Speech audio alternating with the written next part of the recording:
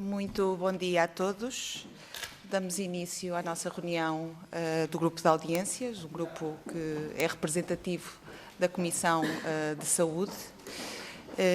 Hoje temos connosco a entidade Roche Farmacêutica, com o Dr. António Gomes, Dr. Carlos Catalão, Dra. Cláudia Ricardo, Dra. Isabel Pereira Santos e a Dra. Liliana de Almeida. Sejam muito bem-vindos aqui ao nosso grupo de trabalho.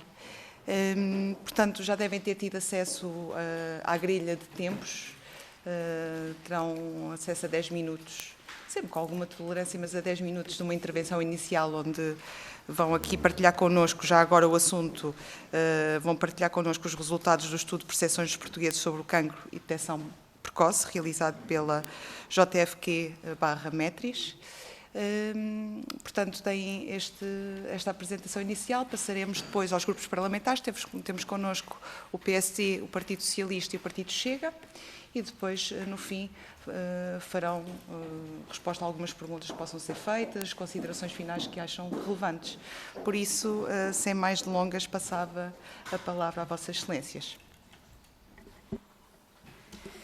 Então, muito bom dia, Sra. Curadora, muito obrigada. Agradecemos esta oportunidade de estar aqui e na sua pessoa cumprimento todos os senhores deputados. Tínhamos de dar-vos aqui uma breve nota como é que nós estruturamos a nossa intervenção. Dividimos isto em 3+1, digamos assim. A primeira parte, dar aqui um breve contexto sobre os rastreios. O segundo ponto, partilhar o resultado do estudo à população e depois vou passar ao António Gomes para apresentar os resultados do estudo. O terceiro ponto, o Carlos Catalão fará umas breves considerações e depois, obviamente, estaremos abertos às vossas perguntas. Isto tudo em 10 minutos, vamos conseguir. Muito bem, então, nós vamos hoje focar-nos no cancro coloretal e no cancro do pulmão, por uma razão muito simples. São os dois cancros com maior mortalidade relacionada com o cancro em todo o mundo, e em Portugal não é exceção. Sabemos que ainda há muitos doentes que são diagnosticados em fase tardia, ou seja, numa fase metastizada, onde, obviamente, a possibilidade de cura é mais diminuta. E, por isso mesmo, o diagnóstico precoce é crucial para aumentar os resultados em saúde e o rastreio constitui aqui uma das estratégias mais eficazes para alcançar estes objetivos. Duas notas diferentes sobre estes dois tipos de cancro. No cancro coloretal, em Portugal, temos um programa de rastreio implementado, porém, a capacidade instalada e a sua adesão, elas são ainda muito limitadas. No cancro do pulmão, temos uma situação completamente diferente. Não temos um programa de rastreio implementado em Portugal, apesar das recomendações da Comissão Europeia. E queria deixar daqui dois números que parecem-nos muito importantes e que mostram o impacto que o cancro do pulmão tem. Por dia, em Portugal, são diagnosticados 15 pessoas com cancro de pulmão. Por dia, morrem 13 pessoas por cancro de pulmão. Portanto, 15 diagnosticados, morrem 13 por cancro de pulmão. Por isso mesmo, pronto, pela dimensão, pelo impacto que estes dois tipos de cancro têm, quisemos saber o que é que os portugueses pensam, sentem, precisam saber sobre os rastreios, nestes em particular. E agora passava a palavra ao António Gomes, que é o diretor-geral da GFK-Metris, que é o nosso parceiro neste projeto, para poder apresentar os resultados do estudo. Ligar aqui o micro. Eu projeto razoavelmente bem a voz e, portanto, a Cláudia fez-me uma maldade, dos 10 já gastou 5, portanto eu vou andar um bocadinho mais acelerado, não levem a mal.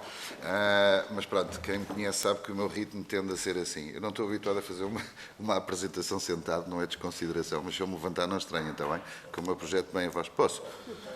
É porque eu sou bastante pitosga e depois tenho um problema quando aparecerem lá números. Bem, como a Cláudia disse, foi realizado um estudo à população, uma nota ali, do ponto de vista técnico, a população que estamos aqui a referenciar. Conseguem, não?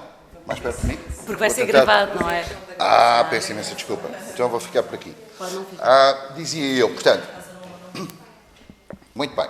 Estuda a população, eu vou tentar projetar ainda mais agora. Estuda a população portuguesa, ali uma nota metodológica que é relevante, população com 50 e mais anos, a razão é simples, são o target do ponto de vista etário mais elegível, digamos assim, para ser considerado para um rastreio de natureza oncológica, não importa qual, e portanto, a Cláudia já fez esta consideração, ou seja, o objetivo era compreender como percepciona o tema do rastreio do cancro, e mais especificamente do cancro coloretal e também do pulmão.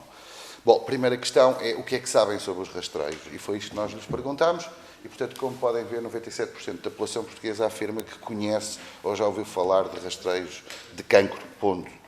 Quando perguntamos em que é que eles consistem, ou seja, basicamente o que é isso de fazer um rastreio, 57% diz que consiste em exames, análises para diagnosticar precocemente a doença, o que está correto, portanto há uma percepção exata ou próxima daquilo do que é um rastreio, e também são exames, análises para prevenir uma doença, ou seja, a componente relativa à prevenção propriamente dita e não apenas a lógica da detecção se tem ou não tem, mas agir preventivamente e, portanto, de alguma forma conseguir antecipar algum tipo de diagnóstico. Bem, quais são, no entender da população portuguesa, com esta idade em geral, os carcinomas, digamos assim, ou que tipo de rastreio que conhece e que, neste caso, que identificam como estão disponíveis no SNS, duas informações, do lado esquerdo, como se vê, que rastreios é que conhece, a mama, do cancro da mama é claramente aquele que se destaca com 86% de referências, portanto, é aquele que as pessoas mais identificam como sendo um tipo de rastreio que está disponível.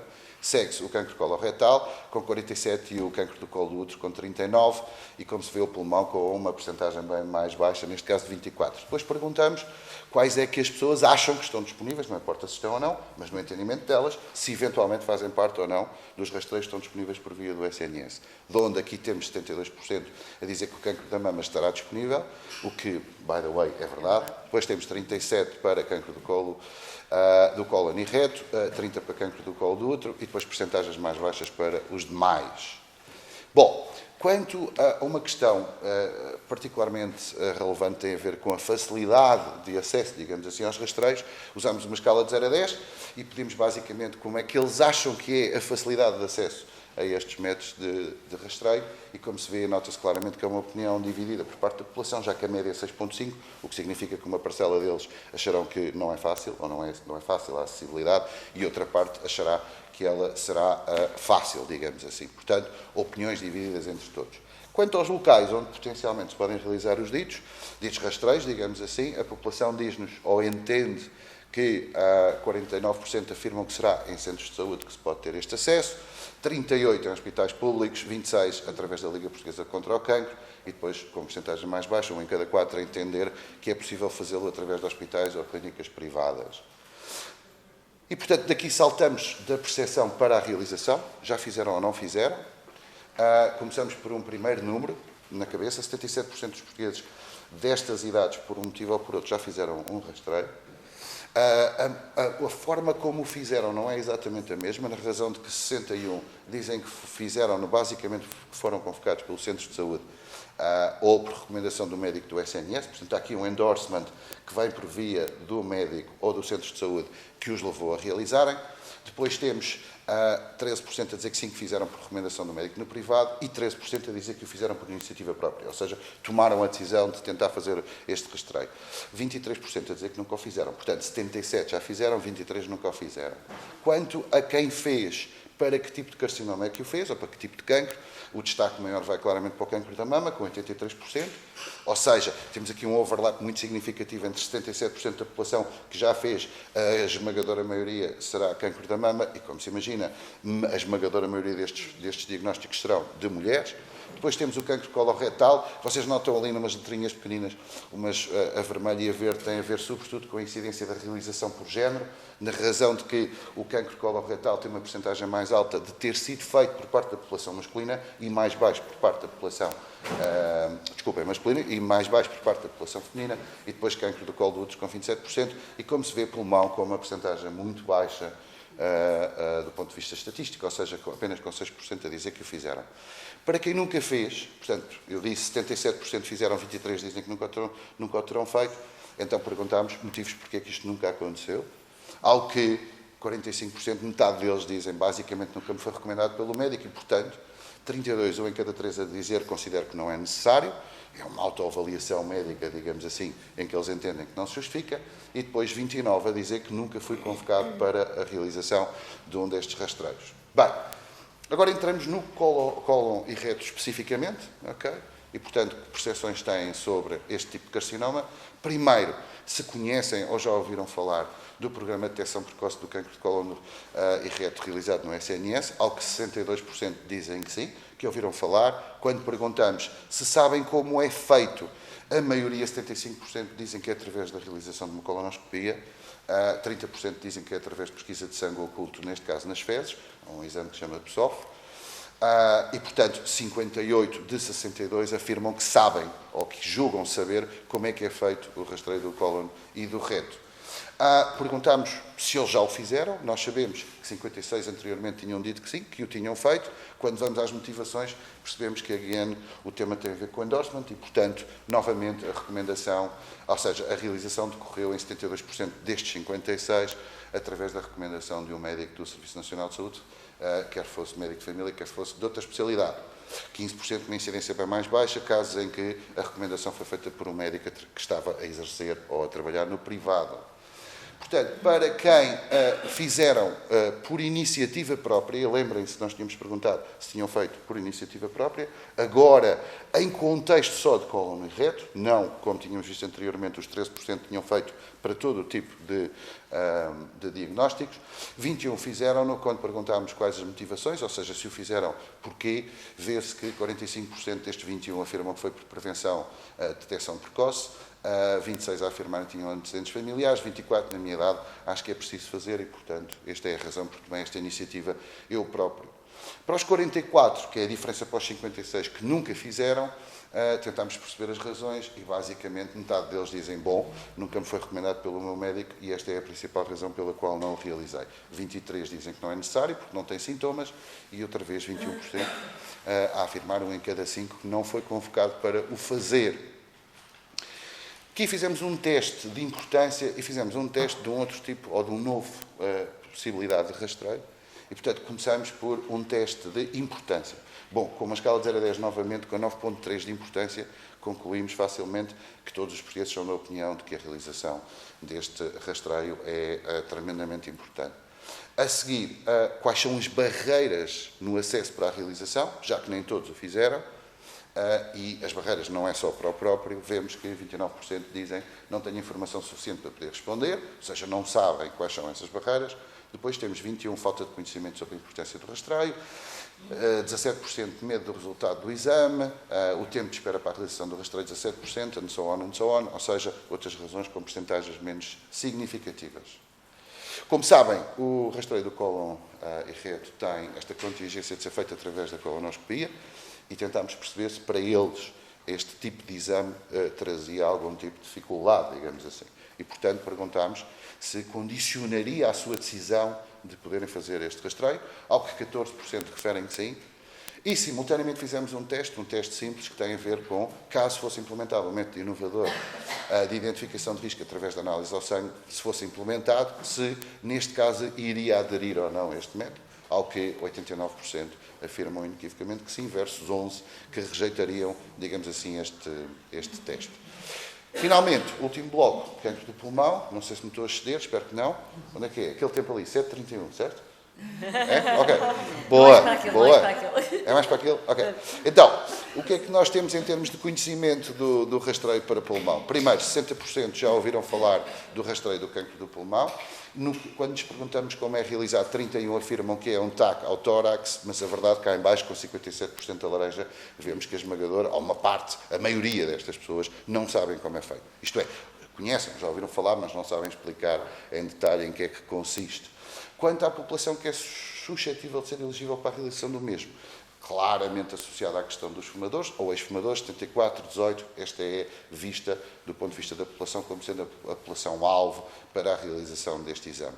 Quanto à importância, um valor de 9.4, lembram-se para cólon e reto, o valor de importância era 9.3, relativamente ao mesmo método de rastreio, isto é, neste caso, recorrendo a um processo que permitia uma detecção precoce, quando falamos de adesão ao rastreio, temos 80% a dizer que sim e 20% a dizer que não. portanto, claramente a maioria a dizer que estaria disponível para isso. E tenho dito. Muito bem. Muito obrigado. Parece ser uma corrida.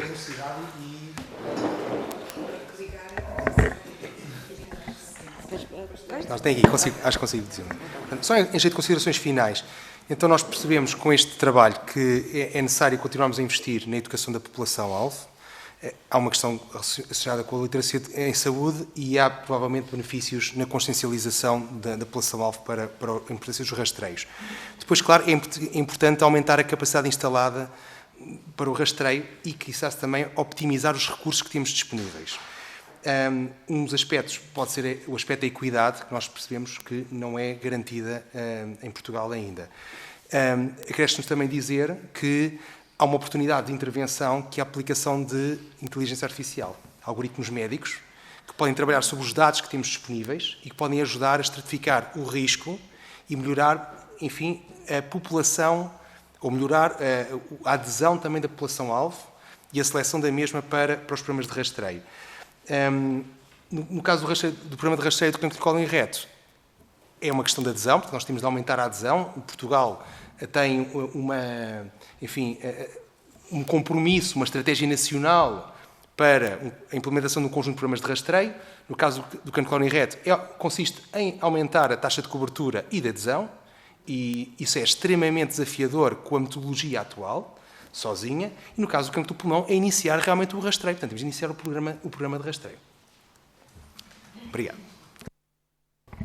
Muito obrigada. Não faria sentido estar-vos a cortar o raciocínio perante aquilo que foi apresentado, depois peço numa segunda parte ser um bocadinho mais céleres no tempo.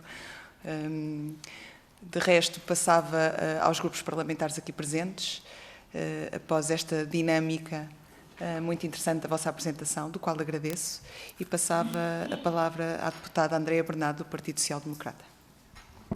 Muito bom dia, muito obrigada, Sra. Coordenadora, caros deputados, Srs. representantes da Roche Farmacêutica e Sr. também Diretor-Geral da GfK Metris. Em primeiro lugar, gostaria de agradecer à Roche Farmacêutica por estar hoje aqui presente na nossa Comissão da Saúde e por terem pedido também esta audiência e nos terem trazido, acima de tudo, esta informação tão importante para que nós aqui nesta Comissão também pudéssemos estudar, essencialmente porque, mais do que debatermos a atualidade política, também é importante sabermos que há muitas decisões que estão nas nossas mãos, por isso a informação que hoje aqui nos trouxeram é muito importante relativamente às percepções dos portugueses sobre o cancro e detecção precoce.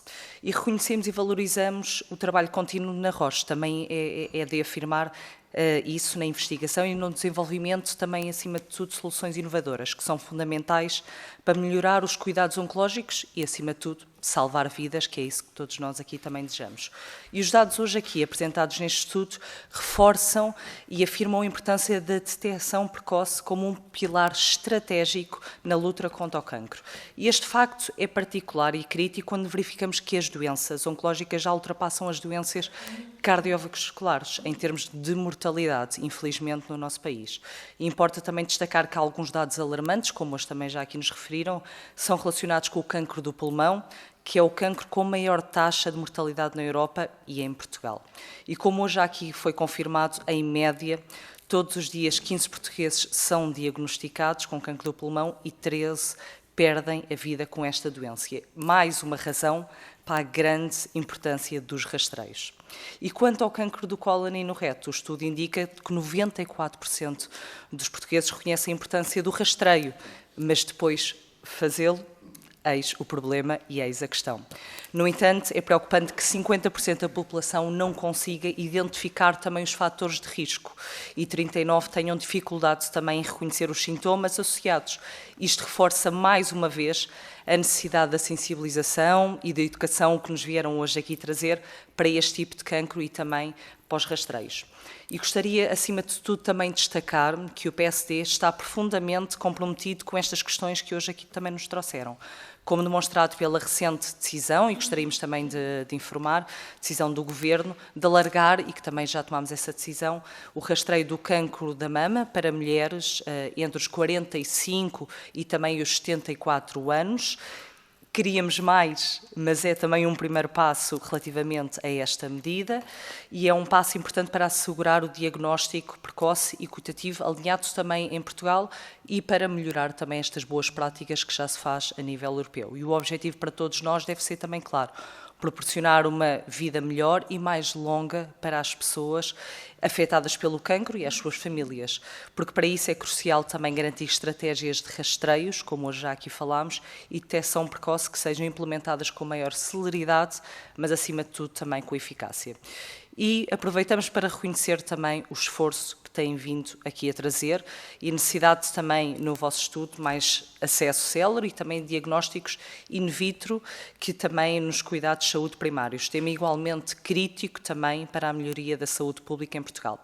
Por fim, gostaríamos apenas de deixar algumas questões para que também nos ajude também a refletir e também a estudar melhor este caso e como a Roche também acredita que se pode aumentar a adesão dos portugueses aos rastreios, particularmente para os tipos de cancro com maior taxa de mortalidade, que também nos preocupa naturalmente, como o pulmão e o cólon, que hoje já aqui percebemos que uma das razões em falta é o conhecimento sobre estes rastreios. Como é que acham que então poderíamos também aumentar esta adesão dos portugueses?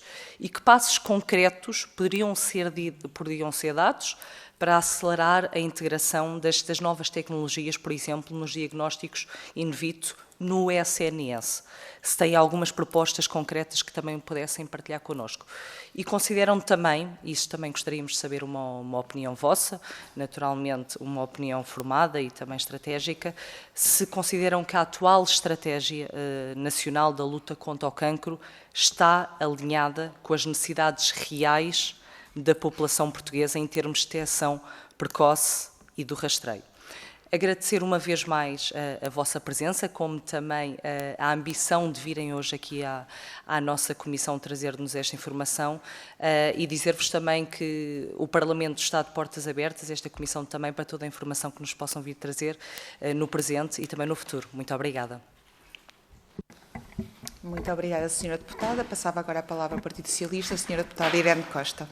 Muito obrigada, Sra. Coordenadora. Cumprimento os Srs. Deputados, cumprimento também a delegação e, em nome do Partido Socialista, agradeço a vossa presença nesta comissão, o estudo que fizeram sobre esta problemática e a partilha dos resultados que aqui apresentaram e o Sr. Doutor que também o fez e ficaríamos aqui a manhã toda a ouvi-lo, de facto, porque de uma forma simples que conseguiu-nos também motivar a ouvi-lo.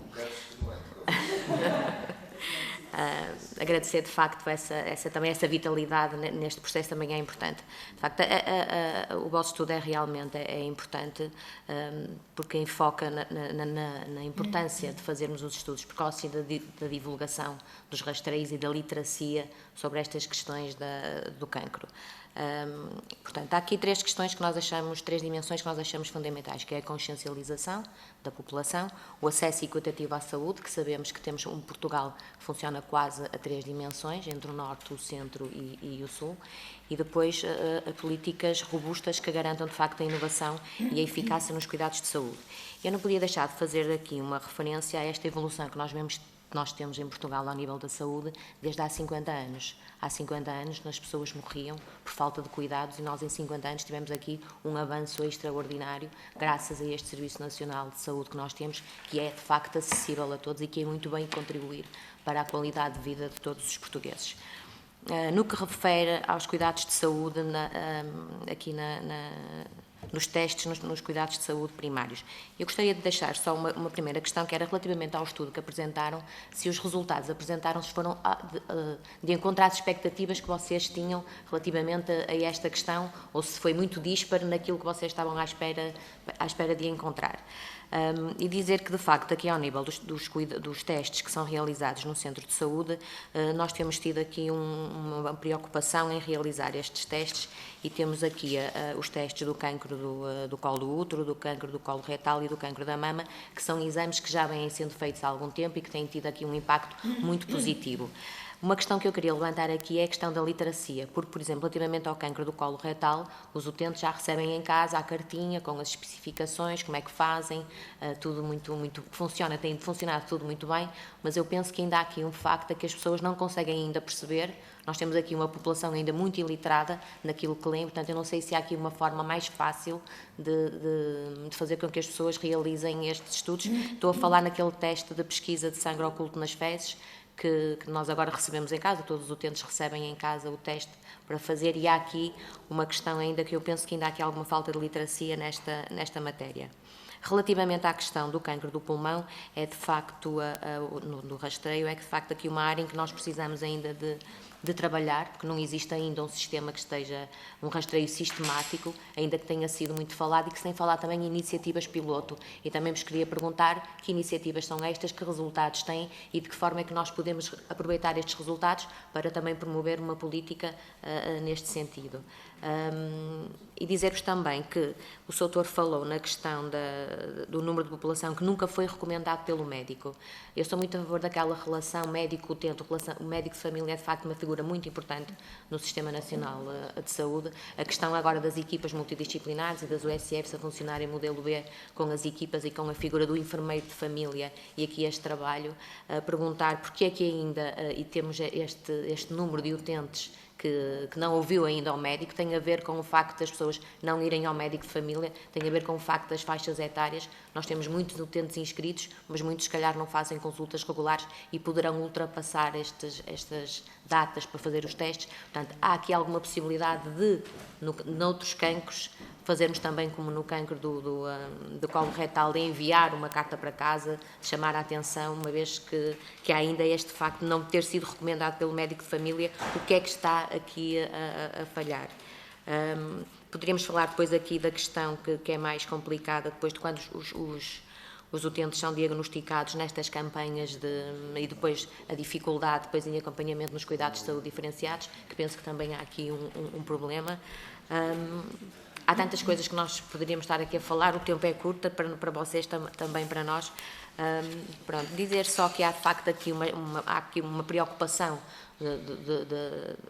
dos governos que têm querido fortalecer os cuidados de saúde primários. A constituição dos modelos do USFs, modelo B, também contribuiu para este avanço. A questão do PRR também vem incluir aqui, mas normalmente as tecnologias também vêm aqui dar aqui algum input nesta questão. Mantém-se aqui a questão das desigualdades ao nível do país, que não é, também era uma questão que nós tínhamos que combater, e também não sei se no vosso estudo conseguem perceber isso ao nível da configuração regional, se podemos aqui também ter aqui alguma informação sobre esta matéria. Pronto, falar também, como o Sr. Doutor falou, da questão da inteligência artificial e das novas tecnologias, como sendo aqui uma mais-valia no diagnóstico precoce destas doenças, e ao fim e ao cabo não deixar questões, mas deixar aqui uma reflexão sobre estes assuntos que fui falando e que também vocês já tocaram no assunto, e agradecer mais uma vez em nome do Partido Socialista a vossa presença e o estudo que hoje aqui nos apresentam. Muito obrigada, Sra. Deputada. Passava agora a palavra ao Partido Chega com a Sra. Deputada Sandra Ribeiro. Muito obrigada, Sra. Presidente. Cumprimento os representantes da Roche Farmacêutica e da Metris.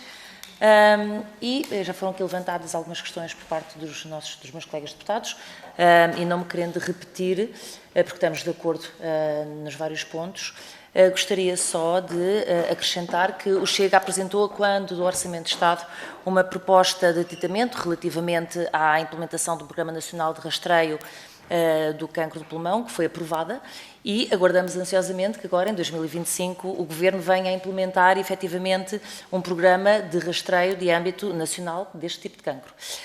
A nossa proposta justificou-se pelo facto de, em Portugal, o cancro do pulmão causar, em média, 11 mortes diárias. Penso que se falou aqui em 13 hoje, portanto já subiu. Portanto, à data da nossa proposta, tínhamos estes dados, totalizando mais de 4.000 mortes anuais, segundo os dados da Associação Portuguesa de Luta contra o Cancro do Pulmão. Esta é a neoplasia mais mortal no país e no mundo, com mais de 2 milhões de casos anuais a nível global.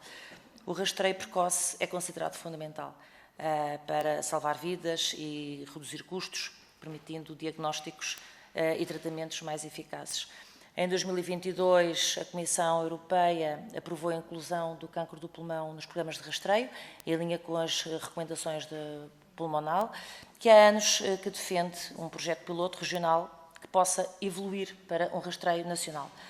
Apesar do consenso entre profissionais e investigadores sobre a importância deste rastreio em Portugal, ainda não foi implementado um Programa Nacional para o Cancro do Pulmão e este rastreio é planeado para fumadores e ex-fumadores com uma carga tabágica significativa entre os 50 e os 75 anos e envolve um ataque de baixa dose. Penso que é assim. Estima-se que com a implementação do rastreio seja possível salvar 20% dos casos diagnosticados, embora o ex-ministro da Saúde, Manuel Pizarro, tenha anunciado o alargamento dos rastreios ao cancro do pulmão, mas o projeto ainda não avançou, ao contrário dos rastreios já implementados para os cancros da mama, colo retal e do útero. Por tudo isto, atendendo à vossa dedicação a este trabalho, esperemos que todos juntos consigamos chegar a bom porto para esta problemática e agradecemos a todos vós e estamos cá para ajudar naquilo que for necessário. Muito obrigada. Muito obrigada, Sra. Deputada. Passava novamente a palavra à delegação. Por favor. Muito obrigado, Sras. Deputadas, pelas perguntas. Se já começar por dar aqui uma nota, enfim, uma curiosidade, que é, nesta mesa vocês veem representadas as duas divisões da Roche, a divisão de diagnósticos e a divisão farmacêutica. Isto porque nós realmente acreditamos que é possível fazer um impacto ao longo da jornada do doente. E para que tudo isto seja sustentável, é preciso realmente um investimento também na detecção precoce para pouparmos vidas, pouparmos recursos e depois até evitarmos os tratamentos que poderiam ser desnecessários. As questões que colocaram são realmente bastante pertinentes. E eu, se calhar, começava por uma delas, que é o que pensamos da atual Estratégia Nacional. E, primeiro de tudo, dar aqui uma nota que eu acho que é bastante, enfim, de apreço positivo. Portugal foi um dos primeiros países europeus a agarrar no European Beating Cancer Plan e a traduzi-lo numa estratégia nacional, que parece-nos bastante coerente e que é até avançada em alguns pontos. Portugal não se ficou apenas pelo reforço dos 3 programas de rastreio organizados que já existiam, e alguns países da Europa ainda não os têm, nós já os temos, como também avançou para 3 novos programas de rastreio, portanto, um deles é o pulmão, o outro é a próstata, de forma organizada, e ainda o cancro gástrico, porque nós, de facto, temos uma taxa de incidência grande nesta neoplasia. E ainda tem aqui a detecção precoce do cancro hereditário, que também não é de desprezar. Portanto, em suma, a Estratégia Nacional está bem delineada. É ambiciosa, muito ambiciosa.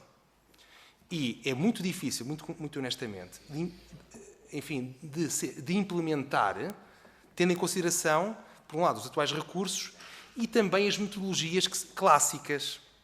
E é por isso que nós consideramos que é importante, nesta fase do campeonato, pensarmos, se calhar, um bocadinho fora da caixa, e acho que há uma oportunidade que Portugal tem, porque é um país mais pequeno, porque é um país com, apesar de tudo, talvez mais fácil de trazer a bordo determinadas abordagens que podem dar enfim, primeiro de tudo, podem-nos ajudar a implementar a Estratégia Nacional, a ambição da Estratégia Nacional e até a lançar uma luz para outros países europeus.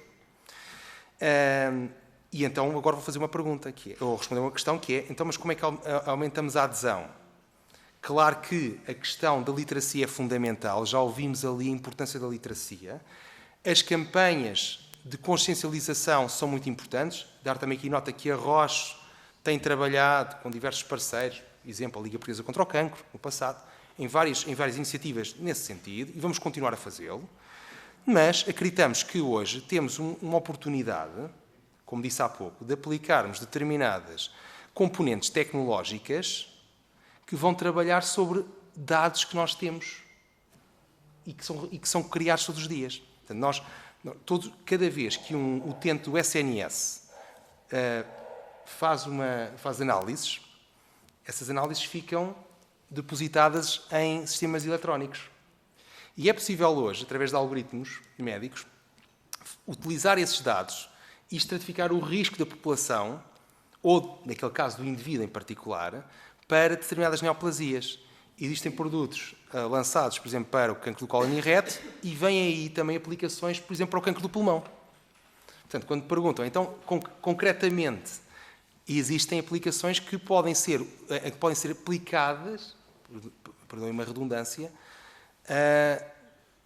sobre o manancial de dados que são gerados diariamente no SNS. Só que uma nota. Só em plataformas da Roche, no ano passado foram gerados 100 milhões de pontos de dados. Só para terem uma nota. Só nas plataformas da Roche, pois há outros obviamente, outras companhias. Portanto, Portugal tem imensos dados. Podemos trabalhar sobre esses dados. Não é preciso fazer investimentos em equipamentos complexos, em reagentes mais complexos, é utilizar os dados que temos disponíveis. Qual era a vantagem do sistema destes?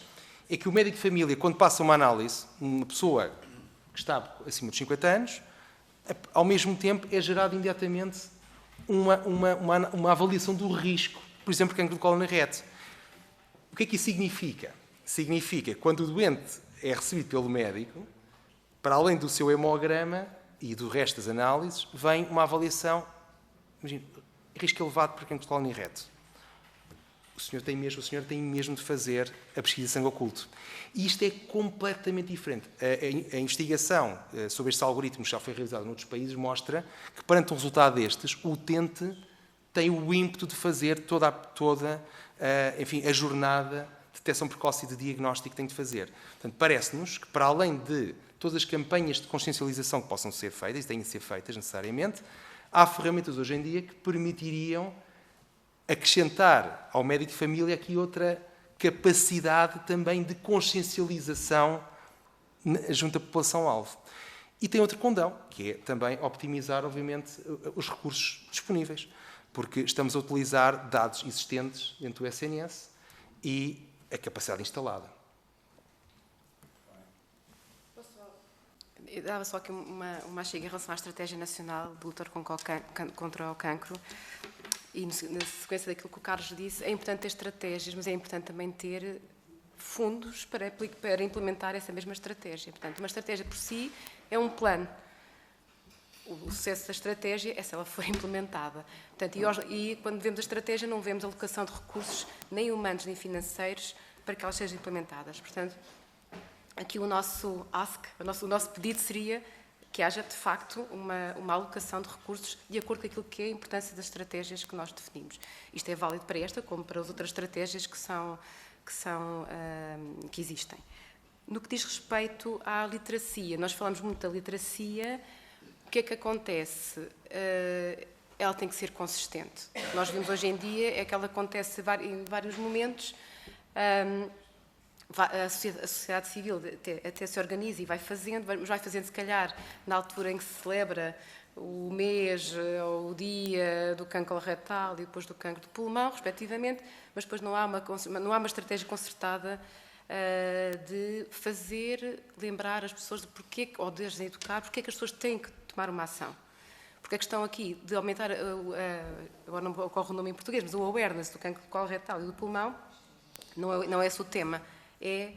O que é que a gente faz, o que é que tem que ser dito para as pessoas realmente mudarem aqui o chip e tomarem uma ação. Noutro estudo, não neste, foi muito evidente que havia muitas pessoas que não sabiam sequer o que era o cólon e reto.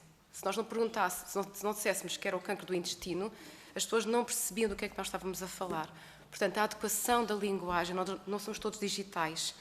Portanto, hoje em dia também se vê as campanhas muito em meios digitais, nós temos que ter uma campanha, como eu disse, consistente, mas de proximidade e adequada à população que nós temos em Portugal. A iniquidade aqui também existe, nós sabemos quem são as pessoas, nós temos de ter realmente temos de ter este cuidado, como é que, se calhar é mais simples, mas é mais fácil dizer intestino do cólon e reto. Portanto, e outra coisa, nós não podemos escamotear o estigma que existe relativamente à vergonha que existe em relação a fazer a colonoscopia. Nós vemos que os homens têm muito pudor em fazer o exame da colonoscopia, portanto, também outros métodos ajudam, se calhar, a pessoa a tomar esta iniciativa. Em relação ao cancro de pulmão, aqui nós apresentamos isto, mas já não sei se foi neste estudo ou noutro, há uma culpabilização, uma certa culpa em relação a um potencial diagnóstico de cancro de pulmão, e tanto no coloretal como no cancro de pulmão há uma tendência de isto não é comigo, depois logo vejo se eu tiver algum sintoma e logo atuo. Portanto, esta questão da prevenção também, tentamos que isto não nos ocupe muito do nosso dia-a-dia. Isto, assim, de alguma forma, e fugimos muito, não é? E quando tentamos ir a populações mais jovens, então ainda pior.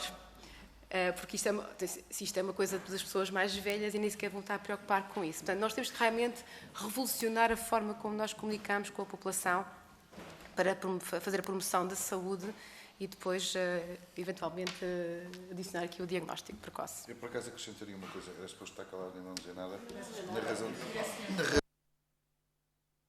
Eu estudo e pouco mais, mas já agora, eu já faço há muitos anos estudos de awareness de diferentes patologias e este tema com regularidade surge, isto é, tem a ver com, ok, geramos awareness num determinado ano ou num plano de 3 anos e depois por uma razão qualquer o awareness perde-se. Independentemente do target etário, nós vivemos numa sociedade hoje onde o chamado share of attention, que é um conceito importante na área do marketing, diz-nos que há demasiados temas que para o nosso cérebro são disputados e que disputam a nossa atenção. Se nós fizermos hoje um estudo a perguntar às pessoas se lembram daquele desafio do gelo, eles já não sabem dizer o nome da doença, mas na altura sabiam. Isto leva para uma questão que é a sustentabilidade das campanhas de sensibilização não podem resumir-se, deixem-me dizer-vos, acontece noutras indústrias que não têm nada a ver com a saúde e muitas vezes sou confrontado com isso porque é o meu trabalho profissional, que é, mas António, nós investimos uma carrada de dinheiro numa campanha qualquer e depois já ninguém se lembra daquela campanha.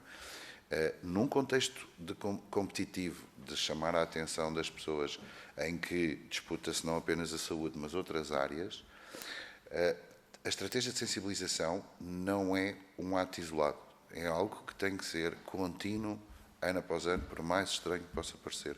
Porque as pessoas podem ter um pico de awareness, que é uma fase boa, e agem em consequência disso, mas se passado 6 meses, 1 ano, não se voltar a falar do assunto, as pessoas literalmente esquecem-se. É estranho, mas é mesmo assim. Ou seja, a sensibilização é uma constante. Como é uma constante, numa lógica das marcas, fazer um investimento para uma marca de qualquer coisa. Porque não é por fazermos um mega evento e patrocinarmos a seleção de qualquer coisa que o consumo daquela marca está forçosamente garantido. Percebem? Só isto.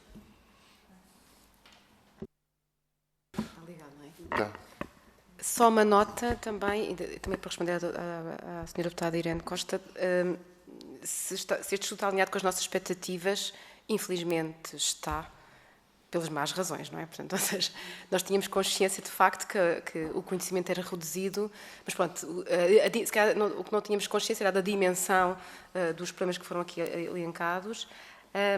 Ainda só dá uma nota que nos preocupa bastante quando nós ouvimos alguns decisores falar sobre as questões do rastreio, que é, sim, é importante aumentar o rastreio, mas depois vai-nos causar um problema depois, que não temos médicos que possam acompanhar esse mesmo diagnóstico. Percebo, mas preocupa-me imenso que esta seja uma estratégia que se possa continuar a adiar, porque o funil depois vai para outro sítio, não é? E é muito mais caro tratar doentes em contexto metastizado do que em contexto precoce. Portanto, isto portanto, fica assim sempre um bocadinho ansiosa quando dizem percebendo ainda o racional que está por trás, mas acho que não podemos protelar ou continuar a insistir nesta estratégia. E para terminar, a Sra. Deputada Sandra Ribeiro falou do estudo da Pulmonale, a ROST suportou também, apoiou a Pulmonale neste estudo. Não é um estudo apenas da Associação de Doentes, é um estudo que a Associação de Doentes liderou em conjunto com sociedades científicas e o que eles fizeram foi exatamente desenhar um piloto. Okay, queremos implementar um programa de rastreio de pulmão em Portugal, como é que se faz? Está o desenho todo feito. O que é que falta? Implementar. Portanto, o nosso desejo é que este ano fosse o ano em que fosse implementado pelo menos um piloto, porque um piloto acho que é importante aprender, obviamente perceber o que é preciso afinar. Um piloto, 2 pilotos, eu já ficava contente com um, porque acho que iríamos tirar muitas aprendizagens para depois fazer, para escalar. Pronto. E é isto. Respondemos às suas questões também, não respondemos, doutora Andreia? Penso que sim.